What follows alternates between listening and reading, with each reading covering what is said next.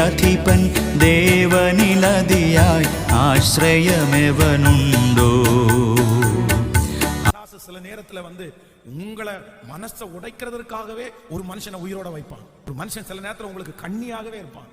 எப்பொழுதும் உங்களை வருத்தப்படுத்துவதற்காகவே நீங்க 1000 பேர் உங்களை என்கரேஜ் பண்ணுவாங்க. ஆனா அந்த ஒரு மனுஷன் மட்டும் உங்களை கஷ்டப்படுத்துவாங்க. அதற்காகவே பிசாசு அவங்கள வச்சிருப்பாங்க. ஆனா ஆண்டவருடைய பிள்ளைகள் ஒரு நாளும் எதுல சோர்ந்து போக கூடாதுன்னா, மனுஷனுடைய வார்த்தையை கேட்டு நீங்க என்ன பண்ணக்கூடாதுன்னா சோர்ந்து போகவே கூடாது. இன்னைக்கு நம்ம எல்லாருமே ஜெபிக்கணும். நான் உங்களுக்காக ஜெபிக்கிறேன். கண்டிப்பாக ஆண்டவர் உங்களுக்கு பெரிய அற்புதம் எப்படி செய்வார்னா, நீங்க மனுஷனுடைய வார்த்தை என்னென்ன சொல்லப்பட்டதோ அது எல்லாத்தையும் கர்த்தர் மாற்றுவார்.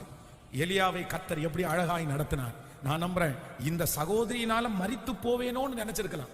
அவங்க என்ன சொல்றா, இந்த லேடி என்ன சொல்றாங்க அப்படின்னா, நான் உன்னை கொன்றுவேன்டா, நீ அத்தனை பேரை கொன்ன இல்ல, உன்னை நான் கொன்றுவேன்.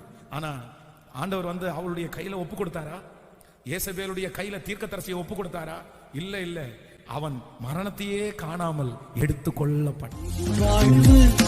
தந்தவரே புது துவக்கம், தந்தவரே புது வாழ்வு, தந்தவரே புது துவக்கம், தந்தவரே